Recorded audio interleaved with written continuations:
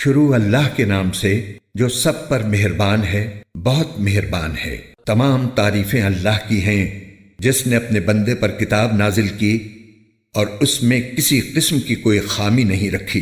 ایک سیدھی سیدھی کتاب جو اس نے اس لیے نازل کی ہے کہ لوگوں کو اپنی طرف سے ایک سخت عذاب سے آگاہ کرے، اور جو مومن نیک عمل کرتے ہیں ان کو خوشخبری دے کہ ان کو بہترین اجر ملنے والا ہے جس میں وہ ہمیشہ ہمیشہ رہیں گے، اور تاکہ ان لوگوں کو متنبہ کرے جو یہ کہتے ہیں کہ اللہ نے کوئی بیٹا بنا رکھا ہے۔ اس بات کا کوئی علمی ثبوت نہ خود ان کے پاس ہے نہ ان کے باپ دادوں کے پاس تھا۔ بڑی سنگین بات ہے جو ان کے منہ سے نکل رہی ہے۔ جو کچھ وہ کہہ رہے ہیں وہ جھوٹ کے سوا کچھ نہیں۔ اب اے پیغمبر، اگر لوگ قرآن کی اس بات پر ایمان نہ لائیں تو ایسا لگتا ہے جیسے تم افسوس کر کر کے ان کے پیچھے اپنی جان کو گھلا بیٹھو گے۔ یقین جانو کہ روئے زمین پر جتنی چیزیں ہیں ہم نے انہیں زمین کی سجاوٹ کا ذریعہ اس لیے بنایا ہے تاکہ لوگوں کو آزمائیں کہ ان میں کون زیادہ اچھا عمل کرتا ہے، اور یہ بھی یقین رکھو کہ روئے زمین پر جو کچھ ہے ایک دن ہم اسے ایک سپاٹ میدان بنا دیں گے۔ کیا تمہارا یہ خیال ہے کہ غار اور رقیم والے لوگ ہماری نشانیوں میں سے کچھ زیادہ عجیب چیز تھے؟ یہ اس وقت کا ذکر ہے جب ان نوجوانوں نے غار میں پناہ لی تھی اور اللہ تعالیٰ سے دعا کرتے ہوئے کہا تھا کہ اے ہمارے پروردگار، ہم پر خاص اپنے پاس سے رحمت نازل فرمائیے اور ہماری اس صورتحال میں ہمارے لیے بھلائی کا راستہ مہیا فرما دیجیے۔ چنانچہ ہم نے ان کے کانوں کو تھپکی دے کر کئی سال تک ان کو غار میں سلائے رکھا، پھر ہم نے ان کو جگایا تاکہ یہ دیکھیں کہ ان کے دو گروہ میں سے کون سا گروہ اپنے سوئے رہنے کی مدت کا زیادہ صحیح شمار کرتا ہے۔ ہم تمہارے سامنے ان کا واقعہ ٹھیک ٹھیک بیان کرتے ہیں۔ یہ کچھ نوجوان تھے جو اپنے پروردگار پر ایمان لائے تھے، اور ہم نے ان کو ہدایت میں خوب ترقی دی تھی، اور ہم نے ان کے دل خوب مضبوط کر دیے تھے۔ یہ اس وقت کا ذکر ہے جب وہ اٹھے اور انہوں نے کہا کہ ہمارا پروردگار وہ ہے جو تمام آسمانوں اور زمین کا مالک ہے، ہم اس کے سوا کسی کو معبود بنا کر ہرگز نہیں پکاریں گے۔ اگر ہم ایسا کریں گے تو ہم یقیناً انتہائی لغو بات کہیں گے۔ یہ ہماری قوم کے لوگ ہیں جنہوں نے اس پروردگار کو چھوڑ کر دوسرے معبود بنا رکھے ہیں۔ اگر ان کا عقیدہ صحیح ہے تو وہ اپنے معبودوں کے ثبوت میں کوئی واضح دلیل کیوں پیش نہیں کرتے؟ بھلا اس شخص سے زیادہ ظالم کون ہوگا جو اللہ پر جھوٹ باندھے؟ اور ساتھیو، جب تم نے ان لوگوں سے بھی علیحدگی اختیار کر لی ہے اور ان سے بھی جن کی یہ اللہ کو چھوڑ کر عبادت کرتے ہیں، تو چلو اب تم اسی غار میں پناہ لے لو۔ تمہارا پروردگار تمہارے لیے اپنا دامن رحمت پھیلا دے گا اور تمہارے کام میں آسانی کے اسباب مہیا فرمائے گا۔ اور وہ غار ایسا تھا کہ تم سورج کو نکلتے وقت دیکھتے تو وہ ان کے غار سے دائیں طرف ہٹ کر نکل جاتا، اور جب غروب ہوتا تو ان سے بائیں طرف کترا کر چلا جاتا، اور وہ اس غار کے ایک کشادہ حصے میں سوئے ہوئے تھے۔ یہ سب کچھ اللہ کی نشانیوں میں سے ایک نشانی ہے۔ جسے اللہ ہدایت دے وہی ہدایت پاتا ہے، اور جسے وہ گمراہ رکھے اس کا تمہیں ہرگز کوئی مددگار نہیں مل سکتا جو اسے راستے پر لائے۔ تم انہیں دیکھ کر یہ سمجھتے کہ وہ جاگ رہے ہیں، حالانکہ وہ سوئے ہوئے تھے، اور ہم ان کو دائیں اور بائیں کروٹ دلواتے رہتے تھے، اور ان کا کتا دہلیز پر اپنے دونوں ہاتھ پھیلائے ہوئے بیٹھا تھا۔ اگر تم انہیں جھانک کر دیکھتے تو ان سے پیٹ پھیر کر بھاگ کھڑے ہوتے، اور تمہارے اندر ان کی دہشت سما جاتی۔ اور جیسے ہم نے انہیں سلایا تھا اسی طرح ہم نے انہیں اٹھا دیا تاکہ وہ آپس میں ایک دوسرے سے پوچھ گچھ کریں۔ ان میں سے ایک کہنے والے نے کہا، تم اس حالت میں کتنی دیر رہے ہوگے؟ کچھ لوگوں نے کہا، ہم ایک دن یا ایک دن سے کچھ کم نیند میں رہے ہوں گے۔ دوسروں نے کہا، تمہارا رب ہی بہتر جانتا ہے کہ تم کتنی دیر اس حالت میں رہے ہو۔ اب اپنے میں سے کسی کو چاندی کا یہ سکہ دے کر شہر کی طرف بھیجو، وہ جا کر دیکھ بھال کرے کہ اس کے کون سے علاقے میں زیادہ پاکیزہ کھانا مل سکتا ہے، پھر تمہارے پاس وہاں سے کچھ کھانے کو لے آئے، اور اسے چاہیے کہ ہوشیاری سے کام کرے اور کسی کو تمہاری خبر نہ ہونے دے۔ کیونکہ اگر ان شہر کے لوگوں کو تمہاری خبر مل گئی تو یہ تمہیں پتھراؤ کر کے ہلاک کر ڈالیں گے یا تمہیں اپنے دین میں واپس آنے کے لیے مجبور کریں گے، اور ایسا ہوا تو تمہیں کبھی فلاح نہیں مل سکے گی۔ اور یوں ہم نے ان کی خبر لوگوں تک پہنچا دی تاکہ وہ یقین سے جان لیں کہ اللہ کا وعدہ سچا ہے، نیز یہ کہ قیامت کی گھڑی آنے والی ہے، اس میں کوئی شک نہیں۔ پھر وہ وقت بھی آیا جب لوگ ان کے بارے میں آپس میں جھگڑ رہے تھے، چنانچہ کچھ لوگوں نے کہا کہ ان پر ایک عمارت بنا دو، ان کا رب ہی ان کے معاملے کو بہتر جانتا ہے۔ آخر کار جن لوگوں کو ان کے معاملات پر غلبہ حاصل تھا انہوں نے کہا کہ ہم تو ان کے اوپر ایک مسجد ضرور بنائیں گے۔ کچھ لوگ کہیں گے کہ وہ 3 آدمی تھے اور چوتھا ان کا کتا تھا، اور کچھ کہیں گے کہ وہ 5 تھے اور چھٹا ان کا کتا تھا۔ یہ سب اٹکل کے تیر چلانے کی باتیں ہیں۔ اور کچھ کہیں گے کہ وہ 7 تھے اور 8واں ان کا کتا تھا۔ کہہ دو کہ میرا رب ہی ان کی صحیح تعداد کو جانتا ہے، تھوڑے سے لوگوں کے سوا کسی کو ان کا پورا علم نہیں، لہٰذا ان کے بارے میں سرسری گفتگو سے آگے بڑھ کر کوئی بحث نہ کرو اور نہ ان کے بارے میں کسی سے پوچھ گچھ کرو۔ اور اے پیغمبر، کسی بھی کام کے بارے میں کبھی یہ نہ کہو کہ میں یہ کام کل کر لوں گا، ہاں یہ کہو کہ اللہ چاہے گا تو کر لوں گا۔ اور جب کبھی بھول جاؤ تو اپنے رب کو یاد کر لو اور کہو مجھے امید ہے کہ میرا رب کسی ایسی بات کی طرف میری رہنمائی کر دے جو ہدایت میں اس سے بھی زیادہ قریب ہو۔ اور وہ اصحاب کہف اپنے غار میں 300 سال اور مزید 9 سال سوتے رہے۔ اگر کوئی اس میں بحث کرے تو کہہ دو کہ اللہ ہی بہتر جانتا ہے کہ وہ کتنی مدت سوتے رہے۔ آسمانوں اور زمین کے سارے بھید اسی کے علم میں ہیں، وہ کتنا دیکھنے والا اور کتنا سننے والا ہے، اس کے سوا ان کا کوئی رکھوالا نہیں ہے، اور وہ اپنی حکومت میں کسی کو شریک نہیں کرتا۔ اور اے پیغمبر، تم پر تمہارے پروردگار کی طرف سے جو وحی بھیجی گئی ہے اسے پڑھ کر سنا دو، کوئی نہیں ہے جو اس کی باتوں کو بدل سکے، اور اسے چھوڑ کر تمہیں ہرگز کوئی پناہ کی جگہ نہیں مل سکتی۔ اور اپنے آپ کو استقامت سے ان لوگوں کے ساتھ ساتھ رکھو جو صبح و شام اپنے رب کو اس لیے پکارتے ہیں کہ وہ اس کی خوشنودی کے طلبگار ہیں۔ اور تمہاری آنکھیں دنیاوی زندگی کی خوبصورتی کی تلاش میں ایسے لوگوں سے ہٹنے نہ پائیں، اور کسی ایسے شخص کا کہنا نہ مانو جس کے دل کو ہم نے اپنی یاد سے غافل کر رکھا ہے، اور جو اپنی خواہشات کے پیچھے پڑا ہوا ہے، اور جس کا معاملہ حد سے گزر چکا ہے۔ اور کہہ دو کہ حق تو تمہارے رب کی طرف سے آ چکا ہے، اب جو چاہے ایمان لے آئے اور جو چاہے کفر اختیار کرے۔ ہم نے بے شک ایسے ظالموں کے لیے آگ تیار کر رکھی ہے جس کی قناتیں ان کو گھیرے میں لے لیں گی، اور اگر وہ فریاد کریں گے تو ان کی فریاد کا جواب ایسے پانی سے دیا جائے گا جو تیل کی تلچھٹ جیسا ہوگا اور چہروں کو بھون کر رکھ دے گا۔ کیسا بدترین پانی اور کیسی بری آرام گاہ۔ البتہ جو لوگ ایمان لائے اور انہوں نے نیک عمل کیے تو یقیناً ہم نیک لوگوں کے اجر کو ضائع نہیں کرتے۔ یہ وہ لوگ ہیں جن کے لیے ہمیشہ رہنے والے باغات ہیں، ان کے نیچے سے نہریں بہتی ہوں گی، ان کو وہاں سونے کے کنگنوں سے مزین کیا جائے گا، وہ اونچی مسندوں پر تکیہ لگائے ہوئے باریک اور دبیز ریشم کے سبز کپڑے پہنے ہوں گے، کتنا بہترین اجر اور کیسی حسین آرام گاہ۔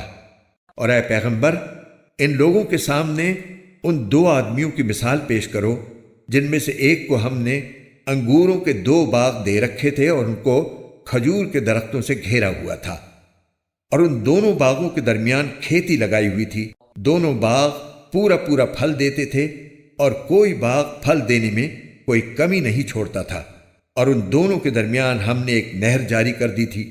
اور اس شخص کو خوب دولت حاصل ہوئی تو وہ اپنے ساتھی سے باتیں کرتے ہوئے کہنے لگا کہ میرا مال بھی تم سے زیادہ ہے اور میرا جتھا بھی تم سے زیادہ مضبوط ہے۔ اور وہ اپنی جان پر ستم ڈھاتا ہوا اپنے باغ میں داخل ہوا، کہنے لگا میں نہیں سمجھتا کہ یہ باغ کبھی بھی تباہ ہوگا، اور میرا خیال یہ ہے کہ قیامت کبھی نہیں آئے گی، اور اگر کبھی مجھے اپنے رب کے پاس واپس بھیجا بھی گیا تب بھی مجھے یقین ہے کہ مجھے اس سے بھی اچھی جگہ ملے گی۔ اس کے ساتھی نے اس سے باتیں کرتے ہوئے کہا کیا تم اس ذات کے ساتھ کفر کا معاملہ کر رہے ہو جس نے تمہیں مٹی سے اور پھر نطفے سے پیدا کیا، پھر تمہیں ایک بھلا چنگا انسان بنا دیا۔ جہاں تک میرا تعلق ہے، میں تو یہ عقیدہ رکھتا ہوں کہ اللہ میرا پروردگار ہے اور میں اپنے پروردگار کے ساتھ کسی کو شریک نہیں مانتا۔ اور جب تم اپنے باغ میں داخل ہو رہے تھے، اس وقت تم نے یہ کیوں نہیں کہا کہ ماشاء اللہ لا قوت الا باللہ، یعنی جو اللہ چاہتا ہے وہی ہوتا ہے، اللہ کی توفیق کے بغیر کسی میں کوئی طاقت نہیں۔ اگر تمہیں یہ نظر آ رہا ہے کہ میری دولت اور اولاد تم سے کم ہے، تو میرے رب سے کچھ بعید نہیں ہے کہ وہ مجھے تمہارے باغ سے بہتر چیز عطا فرما دے اور تمہارے اس باغ پر کوئی آسمانی آفت بھیج دے جس سے وہ چکنے میدان میں تبدیل ہو کر رہ جائے، یا اس کا پانی زمین میں اتر جائے، پھر تم اسے تلاش بھی نہ کر سکو۔ اور پھر ہوا یہ کہ اس کی ساری دولت عذاب کے گھیرے میں آ گئی، اور صبح ہوئی تو اس حالت میں کہ اس نے باغ پر جو کچھ خرچ کیا تھا وہ اس پر ہاتھ ملتا رہ گیا، جبکہ اس کا باغ ٹٹیوں پر گرا پڑا تھا، اور وہ کہہ رہا تھا کاش میں نے اپنے رب کے ساتھ کسی کو شریک نہ مانا ہوتا۔ اور اسے کوئی ایسا جتھا میسر نہ آیا جو اللہ کو چھوڑ کر اس کی مدد کرتا، اور نہ وہ خود اس قابل تھا کہ اپنا دفاع کر سکے۔ ایسے موقع پر آدمی کو پتہ چلتا ہے کہ مدد کا سارا اختیار سچے اللہ کو حاصل ہے، وہی ہے جو بہتر ثواب دیتا اور بہتر انجام دکھاتا ہے۔ اور ان لوگوں سے دنیاوی زندگی کی یہ مثال بھی بیان کر دو کہ وہ ایسی ہے جیسے ہم نے آسمان سے پانی برسایا تو اس سے زمین کا سبزہ خوب گھنا ہو گیا، پھر وہ ایسا ریزہ ریزہ ہوا کہ اسے ہوائیں اڑا لے جاتی ہیں، اور اللہ ہر چیز پر مکمل قدرت رکھتا ہے۔ مال اور اولاد دنیاوی زندگی کی زینت ہیں، اور جو نیکیاں پائیدار رہنے والی ہیں وہ تمہارے رب کے نزدیک ثواب کے اعتبار سے بھی بہتر ہیں اور امید وابستہ کرنے کے لیے بھی بہتر۔ اور اس دن کا دھیان رکھو جس دن ہم پہاڑوں کو چلائیں گے اور تم زمین کو دیکھو گے کہ وہ کھلی پڑی ہے، اور ہم ان سب کو گھیر کر اکٹھا کر دیں گے اور ان میں سے کسی ایک کو بھی نہیں چھوڑیں گے، اور سب کو تمہارے رب کے سامنے صف باندھ کر پیش کیا جائے گا۔ آخر تم ہمارے پاس اسی طرح آ گئے جس طرح ہم نے تمہیں پہلی بار پیدا کیا تھا۔ اس کے برعکس تمہارا دعویٰ یہ تھا کہ ہم تمہارے لیے یہ مقرر وقت کبھی نہیں لائیں گے، اور اعمال کی کتاب سامنے رکھ دی جائے گی۔ چنانچہ تم مجرموں کو دیکھو گے کہ وہ اس کے مندرجات سے خوف زدہ ہیں اور کہہ رہے ہیں کہ ہائے ہماری بربادی، یہ کیسی کتاب ہے جس نے ہمارا کوئی چھوٹا بڑا عمل ایسا نہیں چھوڑا جس کا پورا احاطہ نہ کر لیا ہو، اور وہ اپنا سارا کیا دھرا اپنے سامنے موجود پائیں گے، اور تمہارا پروردگار کسی پر کوئی ظلم نہیں کرے گا۔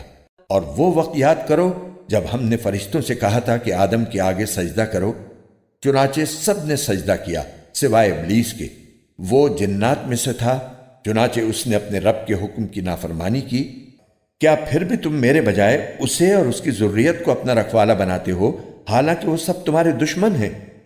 اللہ تعالیٰ کا کتنا برا متبادل ہے جو ظالموں کو ملا ہے۔ میں نے نہ آسمانوں اور زمین کی تخلیق کے وقت ان کو حاضر کیا تھا، نہ خود ان کو پیدا کرتے وقت، اور میں ایسا نہیں ہوں کہ گمراہ کرنے والوں کو دست و بازو بناؤں۔ اور اس دن کا دھیان کرو جب اللہ ان مشرکوں سے کہے گا کہ ذرا پکارو ان کو جنہیں تم نے میری خدائی میں شریک سمجھ رکھا تھا، چنانچہ وہ پکاریں گے لیکن وہ ان کو کوئی جواب نہیں دیں گے، اور ہم ان کے درمیان ایک مہلک آڑ حائل کر دیں گے، اور مجرم لوگ آگ کو دیکھیں گے تو سمجھ جائیں گے کہ انہیں اسی میں گرنا ہے، اور اس سے بچ نکلنے کا کوئی راستہ نہیں پائیں گے۔ اور ہم نے لوگوں کے فائدے کے لیے اس قرآن میں طرح طرح سے ہر قسم کے مضامین بیان کیے ہیں، اور انسان ہے کہ جھگڑا کرنے میں ہر چیز سے بڑھ گیا ہے۔ اور جب لوگوں کے پاس ہدایت آ چکی تو اب انہیں ایمان لانے اور اپنے رب سے معافی مانگنے سے اس مطالبے کے سوا کوئی اور چیز نہیں روک رہی کہ ان کے ساتھ بھی پچھلے لوگوں جیسے واقعات پیش آ جائیں یا عذاب ان کے بالکل سامنے آ کھڑا ہو۔ اور ہم پیغمبروں کو صرف اس لیے بھیجتے ہیں کہ وہ مومنوں کو خوشخبری دیں اور کافروں کو عذاب سے متنبہ کریں۔ اور جن لوگوں نے کفر اپنا لیا ہے وہ باطل کا سہارا لے کر جھگڑا کرتے ہیں تاکہ اس کے ذریعے حق کو ڈگمگا دیں، اور انہوں نے میری آیتوں کو اور انہیں جو تنبیہ کی گئی تھی اس کو مذاق بنا رکھا ہے۔ اور اس شخص سے بڑھ کر ظالم کون ہوگا جسے اس کے رب کی آیتوں کے حوالے سے نصیحت کی جائے تو وہ ان سے منہ موڑ لے اور اپنے ہاتھوں کے کرتوت کو بھلا بیٹھے۔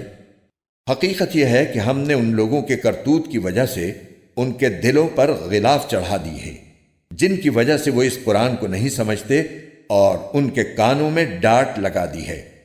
اور اگر تم انہیں ہدایت کی طرف بلاؤ تب بھی وہ صحیح راستے پر ہرگز نہیں آئیں گے۔ اور تمہارا پروردگار بہت بخشنے والا، بڑا رحمت والا ہے۔ جو کمائی انہوں نے کی ہے، اگر وہ اس کی وجہ سے انہیں پکڑنے پر آتا تو ان کو جلد ہی عذاب دے دیتا، لیکن ان کے لیے ایک وقت مقرر ہے جس سے بچنے کے لیے انہیں کوئی پناہ گاہ نہیں ملے گی۔ یہ ساری بستیاں تمہارے سامنے ہیں۔ جب انہوں نے ظلم کی روش اپنائی تو ہم نے ان کو ہلاک کر ڈالا، اور ان کی ہلاکت کے لیے بھی ہم نے ایک وقت مقرر کیا ہوا تھا۔ اور اس وقت کا ذکر سنو جب موسیٰ نے اپنے نوجوان شاگرد سے کہا تھا کہ میں اس وقت تک اپنا سفر جاری رکھوں گا جب تک 2 سمندروں کے سنگم پر نہ پہنچ جاؤں، ورنہ برسوں چلتا رہوں گا۔ چنانچہ جب وہ ان کے سنگم پر پہنچے تو دونوں اپنی مچھلی کو بھول گئے، اور اس نے سمندر میں ایک سرنگ کی طرح کا راستہ بنا لیا۔ پھر جب دونوں آگے نکل گئے تو موسیٰ نے اپنے نوجوان سے کہا کہ ہمارا ناشتہ لاؤ۔ سچی بات یہ ہے کہ ہمیں اس سفر میں بڑی تھکاوٹ لاحق ہو گئی ہے۔ اس نے کہا، بھلا بتائیے۔ عجیب قصہ ہو گیا۔ جب ہم اس چٹان پر ٹھہرے تھے تو میں مچھلی کا آپ سے ذکر کرنا بھول گیا، اور شیطان کے سوا کوئی نہیں ہے جس نے مجھ سے اس کا تذکرہ کرنا بھلایا ہو، اور اس مچھلی نے تو بڑے عجیب طریقے پر دریا میں اپنی راہ لے لی تھی۔ موسیٰ نے کہا، اس بات کی تو ہمیں تلاش تھی۔ چنانچہ دونوں اپنے قدموں کے نشان دیکھتے ہوئے واپس لوٹے۔ تب انہیں ہمارے بندوں میں سے ایک بندہ ملا جس کو ہم نے اپنی خصوصی رحمت سے نوازا تھا اور خاص اپنی طرف سے ایک علم سکھایا تھا۔ موسیٰ نے ان سے کہا، کیا میں آپ کے ساتھ اس غرض سے رہ سکتا ہوں کہ آپ کو بھلائی کا جو علم عطا ہوا ہے اس کا کچھ حصہ مجھے بھی سکھا دیں؟ انہوں نے کہا، مجھے یقین ہے کہ آپ میرے ساتھ رہنے پر صبر نہیں کر سکیں گے، اور جن باتوں کی آپ کو پوری واقفیت نہیں ہے ان پر آپ صبر کر بھی کیسے سکتے ہیں؟ موسیٰ نے کہا، انشاءاللہ آپ مجھے صابر پائیں گے، اور میں آپ کے کسی حکم کی خلاف ورزی نہیں کروں گا۔ انہوں نے کہا، اچھا، اگر آپ میرے ساتھ چلتے ہیں تو جب تک میں خود ہی آپ سے کسی بات کا تذکرہ شروع نہ کروں، آپ مجھ سے کسی بھی چیز کے بارے میں سوال نہ کریں۔ چنانچہ دونوں روانہ ہو گئے، یہاں تک کہ جب دونوں ایک کشتی میں سوار ہوئے تو ان صاحب نے کشتی میں چھید کر دیا۔ موسیٰ بولے، ارے کیا آپ نے اس میں چھید کر دیا تاکہ سارے کشتی والوں کو ڈبو ڈالیں؟ یہ تو آپ نے بڑا خوفناک کام کیا۔ انہوں نے کہا، کیا میں نے نہیں کہا تھا کہ آپ میرے ساتھ رہ کر صبر نہیں کر سکیں گے؟ موسیٰ نے کہا، مجھ سے جو بھول ہو گئی اس پر میری گرفت نہ کیجیے اور میرے کام کو زیادہ مشکل نہ بنائیے۔ وہ دونوں پھر روانہ ہو گئے، یہاں تک کہ ان کی ملاقات ایک لڑکے سے ہوئی تو ان صاحب نے اسے قتل کر ڈالا۔ موسیٰ بول اٹھے، ارے کیا آپ نے ایک پاکیزہ جان کو ہلاک کر دیا جبکہ اس نے کسی کی جان نہیں لی تھی جس کا بدلہ اس سے لیا جائے؟ یہ تو آپ نے بہت ہی برا کام کیا۔ انہوں نے کہا، کیا میں نے آپ سے نہیں کہا تھا کہ آپ میرے ساتھ رہنے پر صبر نہیں کر سکیں گے؟ موسیٰ بولے، اگر اب میں آپ سے کوئی بات پوچھوں تو آپ مجھے اپنے ساتھ نہ رکھیے، یقیناً آپ میری طرف سے عذر کی حد کو پہنچ گئے ہیں۔ چنانچہ وہ دونوں پھر روانہ ہو گئے، یہاں تک کہ جب ایک بستی والوں کے پاس پہنچے تو اس کے باشندوں سے کھانا مانگا تو ان لوگوں نے ان کی مہمانی کرنے سے انکار کر دیا۔ پھر انہیں ایک دیوار ملی جو گرا ہی چاہتی تھی، ان صاحب نے اسے کھڑا کر دیا۔ موسیٰ نے کہا، اگر آپ چاہتے تو اس کام پر کچھ اجرت لے لیتے۔ انہوں نے کہا، لیجئے، میرے اور آپ کے درمیان جدائی کا وقت آ گیا۔ اب میں آپ کو ان باتوں کا مقصد بتائے دیتا ہوں جن پر آپ سے صبر نہیں ہو سکا۔ جہاں تک کشتی کا تعلق ہے، وہ کچھ غریب آدمیوں کی تھی جو دریا میں مزدوری کرتے تھے۔ میں نے چاہا کہ اس میں کوئی عیب پیدا کر دوں، کیونکہ ان کے آگے ایک بادشاہ تھا جو ہر اچھی کشتی کو زبردستی چھین کر رکھ لیا کرتا تھا، اور لڑکے کا معاملہ یہ تھا کہ اس کے ماں باپ مومن تھے، اور ہمیں اس بات کا اندیشہ تھا کہ یہ لڑکا ان دونوں کو سرکشی اور کفر میں نہ پھنسا دے۔ چنانچہ ہم نے یہ چاہا کہ ان کا پروردگار انہیں اس لڑکے کے بدلے ایسی اولاد دے جو پاکیزگی میں بھی اس سے بہتر ہو اور حسن سلوک میں بھی اس سے بڑی ہوئی ہو۔ رہی یہ دیوار تو وہ اس شہر میں رہنے والے 2 یتیم لڑکوں کی تھی، اور اس کے نیچے ان کا ایک خزانہ گڑا ہوا تھا، اور ان دونوں کا باپ ایک نیک آدمی تھا۔ اس لیے آپ کے پروردگار نے یہ چاہا کہ یہ دونوں لڑکے اپنی جوانی کی عمر کو پہنچیں اور اپنا خزانہ نکال لیں۔ یہ سب کچھ آپ کے رب کی رحمت کی بنا پر ہوا ہے، اور میں نے کوئی کام اپنی رائے سے نہیں کیا۔ یہ تھا مقصد ان باتوں کا جن پر آپ سے صبر نہیں ہو سکا۔ اور یہ لوگ تم سے ذوالقرنین کے بارے میں پوچھتے ہیں، کہہ دو کہ میں ان کا کچھ حال تمہیں پڑھ کر سناتا ہوں۔ واقعہ یہ ہے کہ ہم نے ان کو زمین میں اقتدار بخشا تھا اور انہیں ہر کام کے وسائل عطا کیے تھے، جس کے نتیجے میں وہ ایک راستے کے پیچھے چل پڑے، یہاں تک کہ جب وہ سورج کے ڈوبنے کی جگہ پہنچے تو انہیں دکھائی دیا کہ وہ ایک دلدل جیسے سیاہ چشمے میں ڈوب رہا ہے، اور وہاں انہیں ایک قوم ملی۔ ہم نے ان سے کہا، اے ذوالقرنین، تمہارے پاس 2 راستے ہیں، یا تو ان لوگوں کو سزا دو یا پھر ان کے معاملے میں اچھا رویہ اختیار کرو۔ انہوں نے کہا، ان میں سے جو کوئی ظلم کا راستہ اختیار کرے گا اسے تو ہم سزا دیں گے، پھر اسے اپنے رب کے پاس پہنچا دیا جائے گا اور وہ اسے سخت عذاب دے گا۔ البتہ جو کوئی ایمان لائے گا اور نیک عمل کرے گا تو وہ بدلے کے طور پر اچھے انجام کا مستحق ہوگا، اور ہم بھی اس کو اپنا حکم دیتے وقت آسانی کی بات کہیں گے۔ اس کے بعد وہ ایک اور راستے کے پیچھے چل پڑے، یہاں تک کہ جب وہ سورج کے طلوع ہونے کی جگہ پہنچے تو انہوں نے دیکھا کہ وہ ایک ایسی قوم پر طلوع ہو رہا ہے جسے ہم نے اس کی دھوپ سے بچنے کے لیے کوئی اوٹ مہیا نہیں کی تھی۔ واقعہ اسی طرح ہوا، اور ذوالقرنین کے پاس جو کچھ ساز و سامان تھا ہمیں اس کی پوری خبر تھی۔ اس کے بعد وہ ایک اور راستے کے پیچھے چل پڑے، یہاں تک کہ جب وہ 2 پہاڑوں کے درمیان پہنچے تو انہیں ان پہاڑوں سے پہلے کچھ لوگ ملے جن کے بارے میں ایسا لگتا تھا کہ وہ کوئی بات نہیں سمجھتے۔ انہوں نے کہا، اے ذوالقرنین، یاجوج اور ماجوج اس زمین میں فساد پھیلانے والے لوگ ہیں، تو کیا ہم آپ کو کچھ مال کی پیشکش کر سکتے ہیں جس کے بدلے آپ ہمارے اور ان کے درمیان کوئی دیوار بنا دیں؟ ذوالقرنین نے کہا، اللہ نے مجھے جو اقتدار عطا فرمایا ہے وہی میرے لیے بہتر ہے، لہٰذا تم لوگ ہاتھ پاؤں کی طاقت سے میری مدد کرو تو میں تمہارے اور ان کے درمیان ایک مضبوط دیوار بنا دوں گا۔ مجھے لوہے کی چادریں لا دو۔ یہاں تک کہ جب انہوں نے درمیانی خلا کو پاٹ کر دونوں پہاڑی سروں کو ایک دوسرے سے ملا دیا تو کہا کہ اب آگ دہکاؤ۔